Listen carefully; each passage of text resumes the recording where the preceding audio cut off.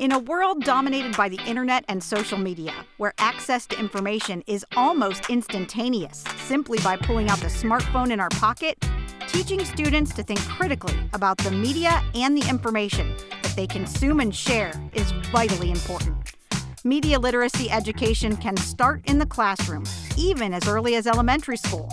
The principles can be applied to almost any content area and can be taught by all teachers with support and resources they can find in their own school building or district.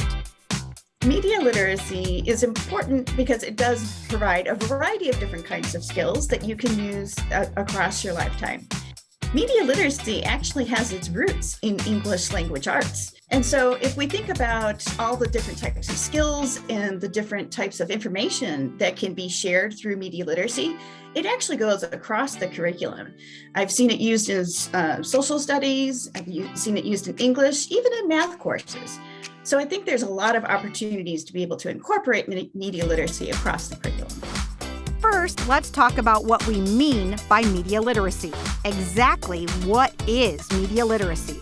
According to the National Association for Media Literacy Education, a media literate person is defined as one who possesses the ability to access, analyze, evaluate, create, and act using all forms of communication. Media literacy is not restricted to one medium and is understood as a set of competencies that are essential for work, life, and citizenship. Media literacy helps students become wise consumers of media, as well as responsible producers of their own media.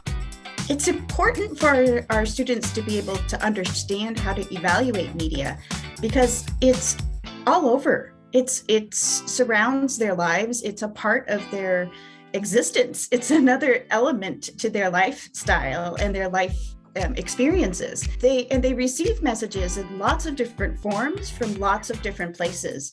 And they really need those skills to be able to understand what content they're receiving, how other people might interpret messages that they might be creating and sending, and to be citizens in our society.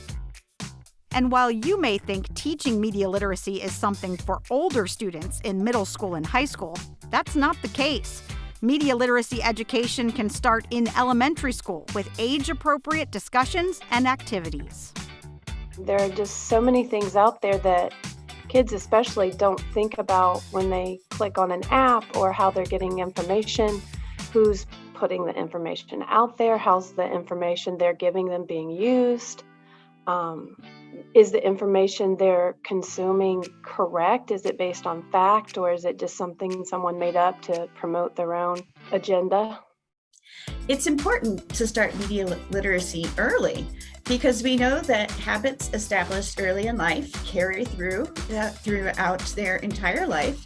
And as they can get a better understanding of the media and learn about its implications and critically think about the media at a young age, hopefully those skills and that power to be able to do that will continue throughout their lifetime. PBS offers a media literacy educator certification course that breaks down teaching media literacy into 8 areas: assessing student media, creating a code of conduct, critically analyzing media, evaluating online information, evaluating online tools for classroom use, implementing media projects in early childhood or in upper grades, making media for classroom use audio and video, making media for classroom use images, graphics, and interactives.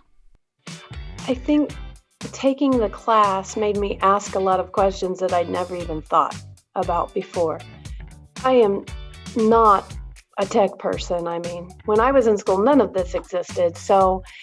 And I'm new to technology, especially, COVID was the first year my students even had one-to-one devices. So I didn't use a lot of technology before that because they weren't going to have the device in the classroom to even access it. So yes, I was intimidated and didn't really know a lot about it, which is why I took the course in the first place. I do think there is a fear about teaching media literacy. in a school setting in particular. And that comes from lots of different places. Some of it is from concerns about what parents might be thinking about and might respond. Parents have different rules and regulations for what they want their children to do, particularly on media and in social media.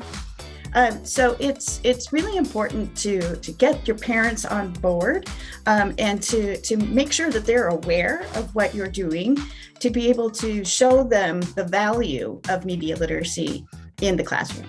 Dividing media literacy into the 8 categories helps teachers to identify the main principles of media literacy, removing the ambiguity of teaching such a complex concept. I think if it would have all been just at one, it would have been overwhelming. It would have been too much information. But when you broke it down into the 8 specific areas, you could take lessons you already had. You know, when I had to show student work, it was something I had already used in my classroom, and then apply the media literacy piece to it so that the students were also learning, you know, oh, where does this come from? How to, you know, about bias and you know, so that they could recognize bias in media and not play into that in making their decisions. Media literacy is vitally important to introduce in the K-12 classroom. Breaking down the complicated topic into the 8 focus areas can help educators integrate the concept into almost any content area or class project while meeting many state and national content standards. To learn more about the PBS Media Literacy Educator Certification course offered for teachers in Ohio, visit this website.